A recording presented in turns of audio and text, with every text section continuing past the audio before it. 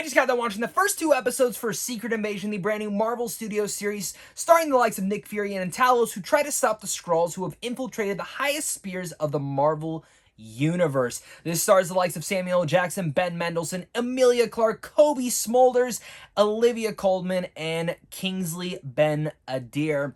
I have been very excited for this show after the first trailer dropped. Initially, when this show had been announced, I kind of rolled my eyes. I always thought Secret Invasion should be an Avengers level thing. I've also never really truly loved the comic book, so I was kind of curious to see how they were going to bring this show to life. And before we get any further into this review, I do want to let you guys know that this is a non-spoiler review. I will have spoiler reviews up the second that the episodes premiere, so if you want my more in-depth spoiler thoughts, that is where those will be. This is more of just a reaction and kind of just a review after binging the first 2 episodes that I got early thanks to Disney.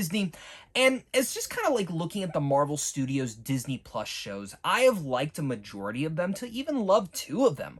But when I do look at them as a whole, I always find myself finding my little bit of self a little bit disappointed either in the middle or towards the end. And I always find that either the ending feels rushed or the middle starts to lose a little bit of interest. And there's always something wrong with a lot of these shows. I think Loki is the only one that was like almost perfect. I think with Secret Invasion, what I can say after watching the first 2 episodes, and of course for my thumbnail, this is like, if we're just comparing the first 2 episodes of every show, this is the best that MCU's done yet.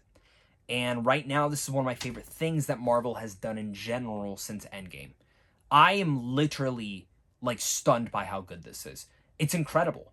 And what it kind of reminds me, it's an easy comparison, but it's like Andor in a way. Like, this is an X-Files meets Invasion of the Body Snatchers with a Winter Soldier like thematic and tone to it all. This is a very political thriller-esque thing where Skrulls are literally infiltrating the entire government, and you really always have to answer and ask yourself, is that a Skrull? Is that not?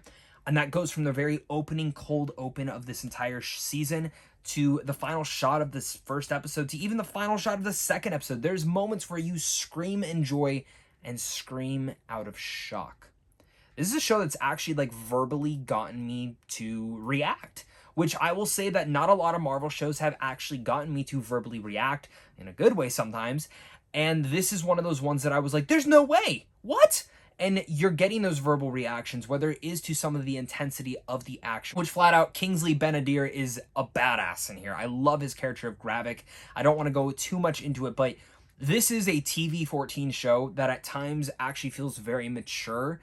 And if like this is the way that like Daredevil is going to be able to get away with certain things, I actually feel very comfortable with what they're doing in Disney Plus on this, because they do get away with like a lot of this. And again, not to get into spoilers, but there's a torture scene that they do something and I'm like, wow, that's not something you see typically in a Marvel show. Or even again, one of the action scenes with Kingsley itself. And when he does something, I was like, whoa, again, that's super graphic, but I'm like, that's intense. But the whole show in general is incredible because of the way that it actually dives into Nick Fury. Samuel Jackson's an incredible actor, and I think for me, I've been a little bit disappointed with what they've done with him in the MCU as of the last 6-7 years. They really haven't done much with him. He should have been in Civil War. He should have been in more stuff. And honestly, the last time I really loved what they did with him was Captain Marvel. And Captain Marvel was honestly one of the weakest MCU films, so that's saying a lot. His depth in there really gives a lot of thematical avenue to everything, and his performance in here is stunning. You learn a lot about Nick Fury. What has he been doing in space? What is he going on? What is his backstory? What is his life behind the scenes? You see a lot more than this. And that actually goes a lot between him and Maria Hill, which I was very strongly surprised to see some very great sequences within the first 2 episodes between them both. Alongside that, Ben Mendelsohn has never been better as Talos. I absolutely love him in here. And again, every character in here, what the show does so well is it leaves these lingering mysteries and lingering storylines.